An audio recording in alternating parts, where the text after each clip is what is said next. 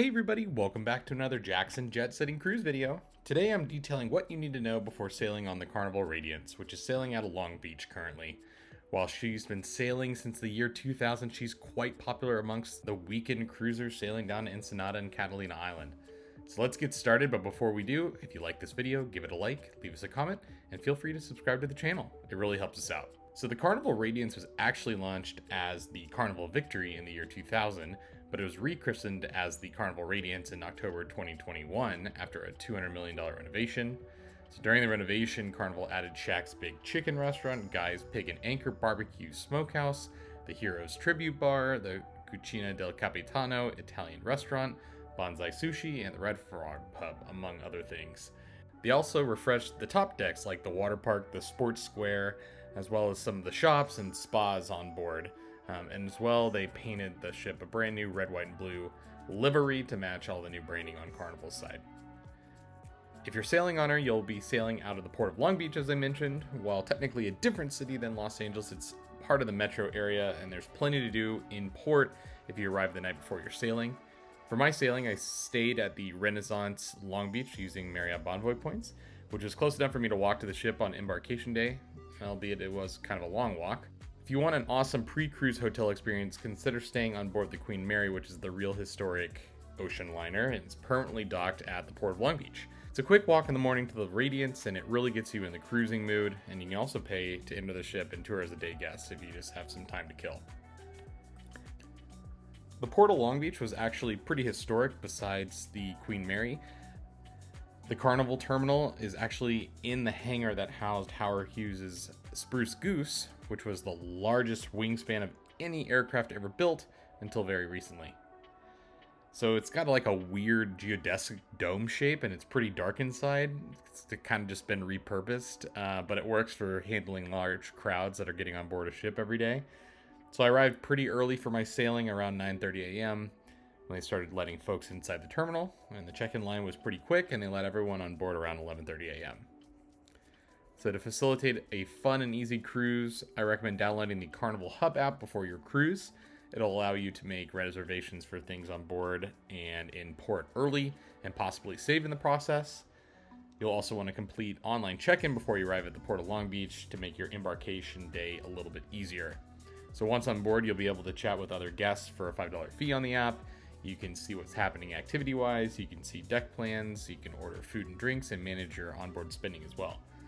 I found the app to be pretty well designed and responsive, and you don't need to purchase an internet plan to use its free features, which is great as well. In terms of luggage, make sure that you're bringing any cruise-approved electronics on board. Surge-protected power bars are a big no-no on board ships, and anything that heats up like irons, clothes steamers, heating pads, and humidifiers are banned as well.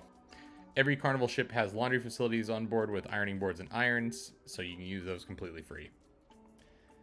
The ship doesn't allow you to bring any of your own hard liquor or beer on board, but you can bring one 750 milliliter bottle of wine or a champagne bottle on embarkation day for free. Once on board, I like to make any restaurant reservations that I haven't already made, and then check out some of the specials going on board. A big question I get asked often is about beverage packages and if they're worth it or not. While I think that some big drinkers, it definitely makes sense if you're crafty with hitting some of these happy hours that are on board that I found on the Carnival Radiance. I found that it's really quite a savings over the drinks package. If you do get the drinks package, just know that Carnival actually limits you to 15 drinks a day between 6 a.m. and 6 a.m. So, may not be a problem for most people, but for those people that are really trying to get the value out of their package, you are limited. There are a lot of fun activities on board. Carnival's Sailaway celebration was really fun, and I loved that Shaq made an appearance on the big screen. I do always love bingo, and the comedians on this sailing were actually fantastic in my opinion. So that means like they were actually funny. I don't find that most cruise ship comedians are really all that good most of the time. And then the Broadway style shows were so-so in my opinion. Other than that, I felt like the water park was really high quality for such a small ship and like compact space, and that the bars and restaurants were super fun. My favorite was actually the Alchemist bar, which had cocktail classes going on and lots of smoky cocktails. It was really, really cool. Felt that the free food options on board were spectacular too, especially compared to Royal Caribbean. Shaq's Big Chicken was actually amazing, and Guy's Burger Joint had the best burger I've ever had at sea. The barbecue restaurant was really just so-so. So if you're on board the Carnival Radiance, you're going to be sailing to Ensenada.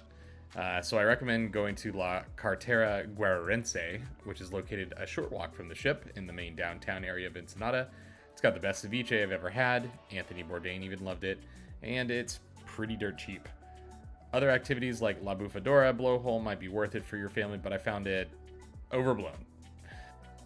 Overall, Ensenada is a little rough around the edges, but I did love it the few times that I've been there, mainly for the food. On Catalina, I hate having to tender in as it takes forever. Oftentimes, too, there's big swells, so you gotta kind of deal with that on board the ship.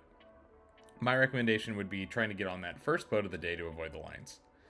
And then you can rent a golf cart for the day and explore the island and have a blast. For cabin selection, I recommend getting on a higher floor, as I was on deck 1 on my cruise, and there was definitely a little bit of a stench throughout my cruise. It didn't bother me too much, but just keep that in mind. If you have people that are sensitive to that sort of thing, I'd recommend an ocean view or a balcony cabin if the price is right on this ship, because there's really great Pacific views throughout the voyage. Those are my tips for sailing on the Carnival Radiance. What tips do y'all have? Go ahead and leave us a comment if you got some, but otherwise, have a happy sailing.